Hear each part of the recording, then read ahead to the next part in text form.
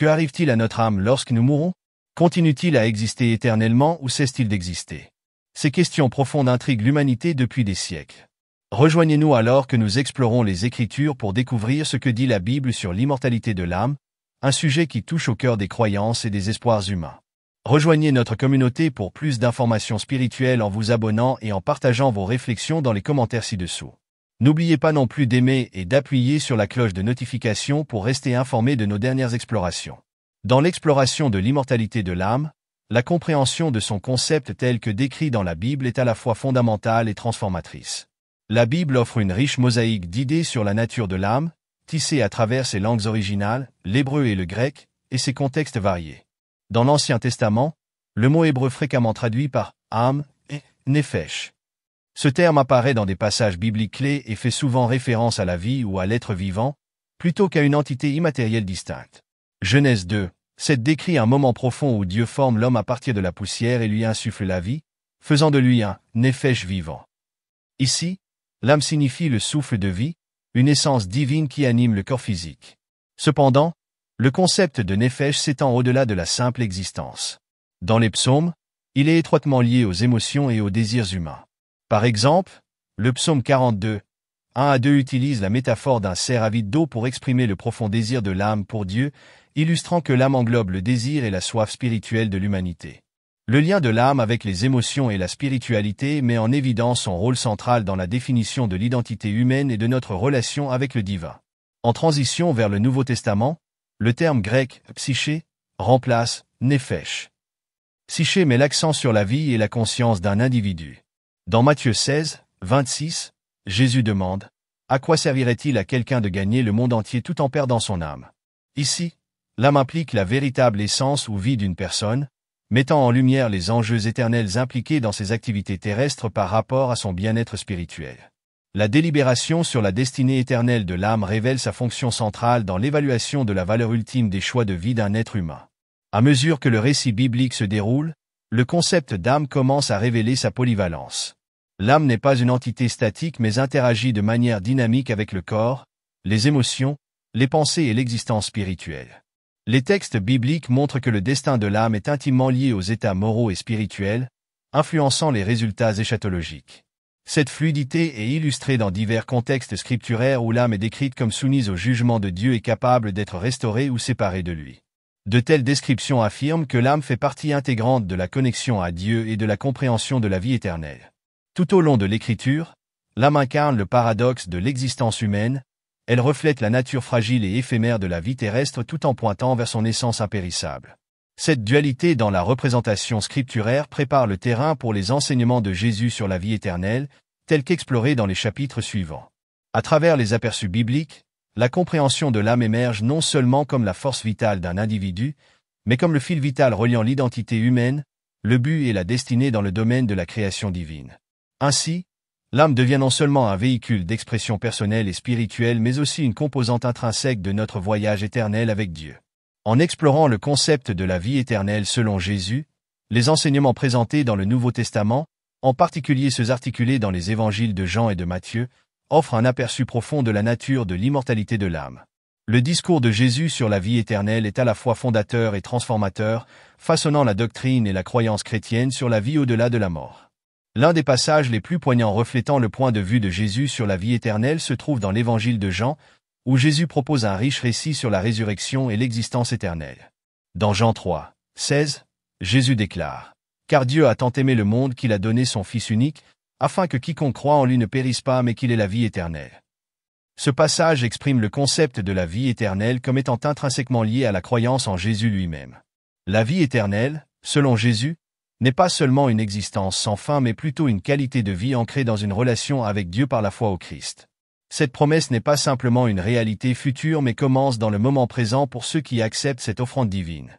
De plus, Jésus développe ce thème dans Jean 11:25-26, où il déclare « Je suis la résurrection et la vie.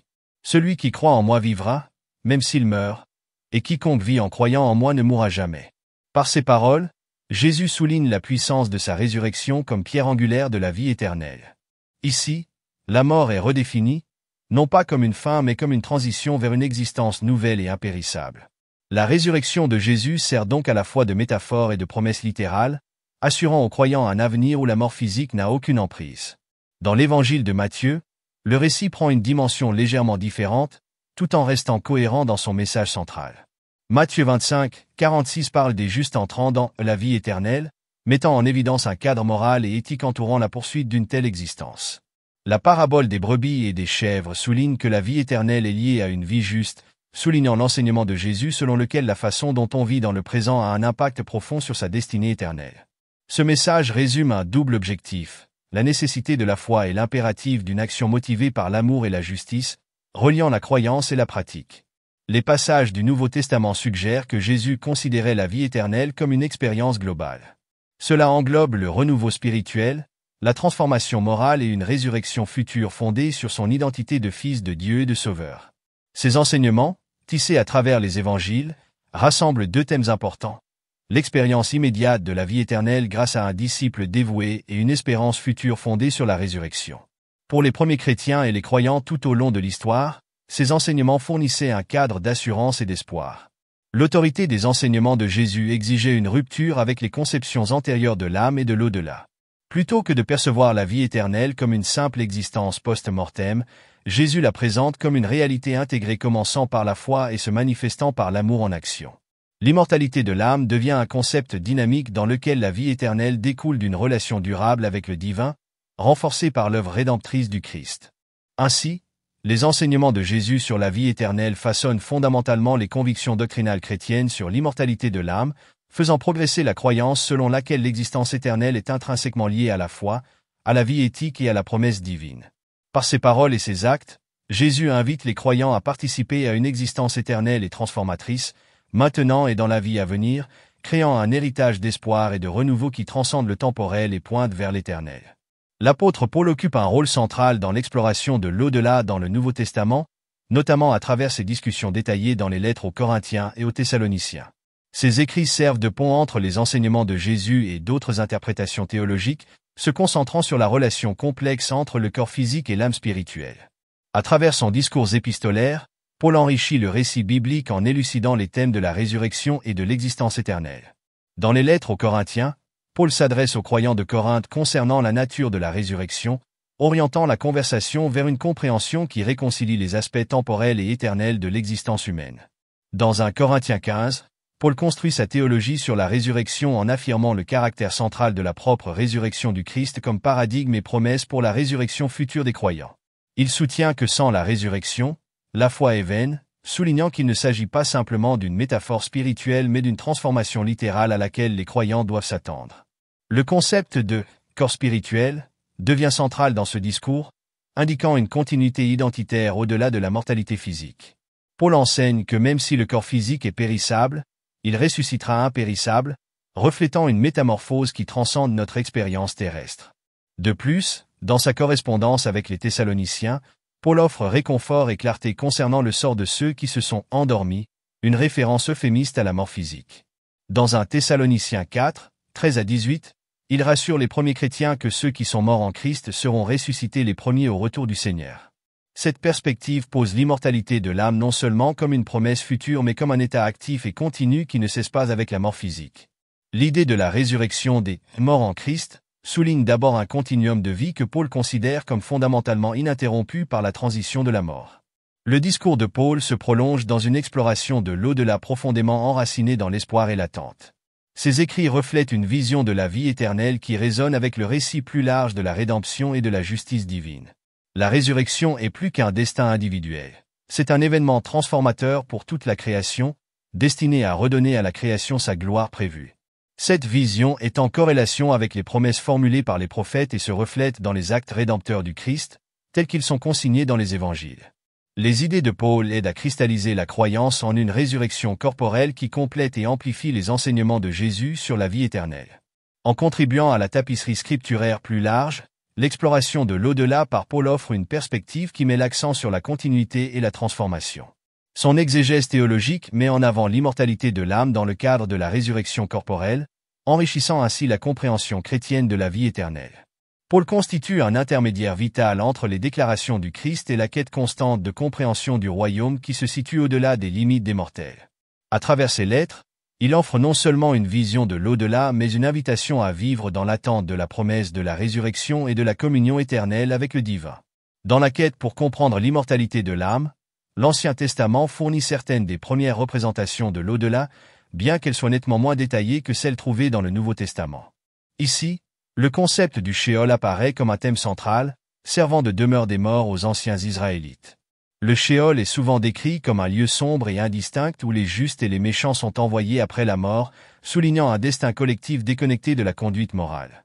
Le livre de l'Ecclésiaste offre un aperçu de cette idée, suggérant une approche plutôt pragmatique de la vie et de la mort, où l'existence après la mort apparaît largement énigmatique. Dans Ecclésiaste 9, 10, l'enseignant écrit « Tout ce que vos mains trouvent à faire, faites-le de toutes vos forces, car dans le royaume des morts, où vous allez, il n'y a ni œuvre, ni projet, ni connaissance, ni sagesse. » Ce verset souligne la notion du Sheol comme un royaume silencieux et inactif, soulignant le manque de conscience ou de distinction entre les individus une fois la vie passée.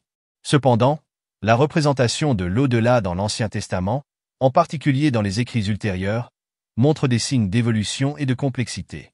Le livre de Daniel, écrit pendant une période d'intense pression culturelle et religieuse, offre un contraste saisissant avec la sombre ambiguïté du Sheol. Daniel 12, 2 introduit la notion de destin individuel post-mortem, décrivant une résurrection où des multitudes qui dorment dans la poussière de la terre se réveilleront, les uns pour la vie éternelle, les autres pour la honte et le mépris éternel. Ce changement suggère une croyance croissante dans la résurrection en tant que partie intégrante de l'eschatologie juive, posant des pensées fondamentales qui influenceront plus tard la doctrine chrétienne. La spécificité chez Daniel reflète un discours théologique en évolution qui a commencé à considérer la différenciation morale dans l'au-delà, peut être influencée par les interactions avec d'autres cultures et leurs croyances. Cette évolution progressive d'une vie après la mort collective et indiscernable dans le Sheol à un concept plus individualisé de résurrection chez Daniel marque un changement crucial dans la théologie juive. Cette évolution indique une réponse aux influences externes et aux réflexions internes sur la justice et la rétribution divine.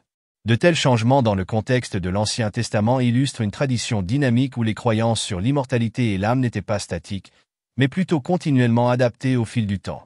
Cette maturation théologique a jeté les bases des interprétations chrétiennes ultérieures, qui ont repris les éléments de résurrection individuelle et de jugement moral observés chez Daniel.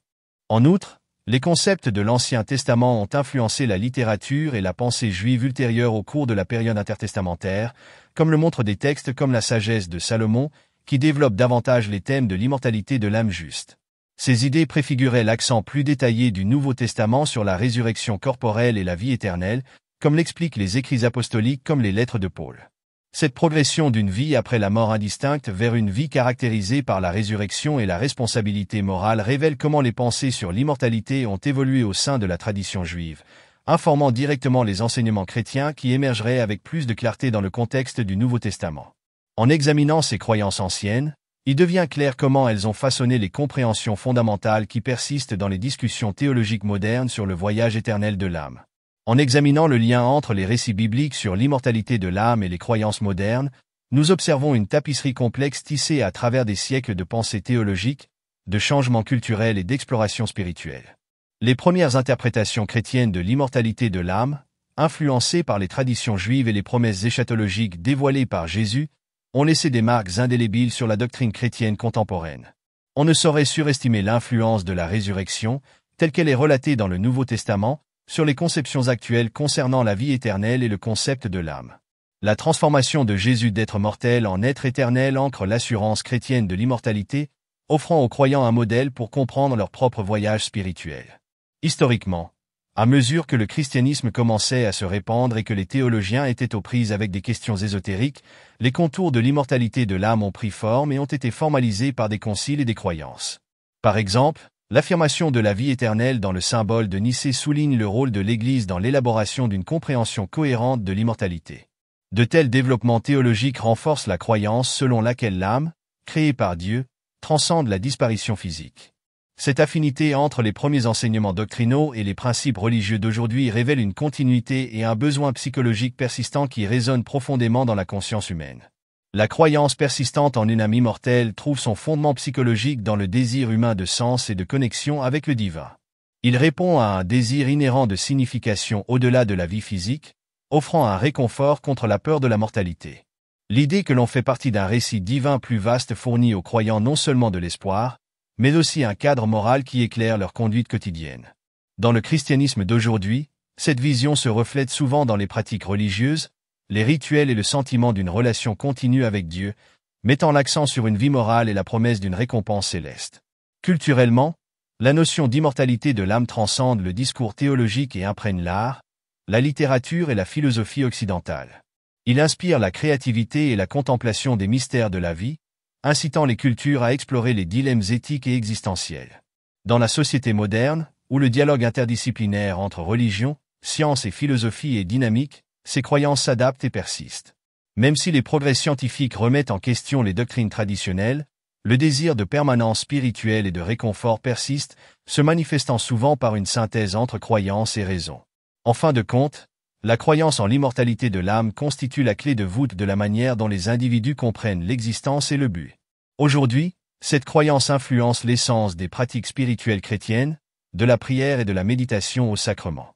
Il encourage une vie vécue en harmonie spirituelle avec la volonté divine, reflétant les enseignements d'amour, de compassion et de rédemption de Jésus. Cette importance s'étend au-delà de l'individu, influençant les communautés et les normes sociétales, façonnant souvent les réponses aux questions ultimes de la vie. Dans le contexte moderne, l'immortalité de l'âme n'est donc pas simplement une doctrine à accepter, mais une partie dynamique et profondément intégrée du tissu vital, influençant les perceptions de soi, de la société et du cosmos. Il suscite un dialogue et un engagement continu avec les mystères profonds qui se cachent au-delà de notre connaissance immédiate, soulignant un lien éternel entre le récit divin et l'existence humaine.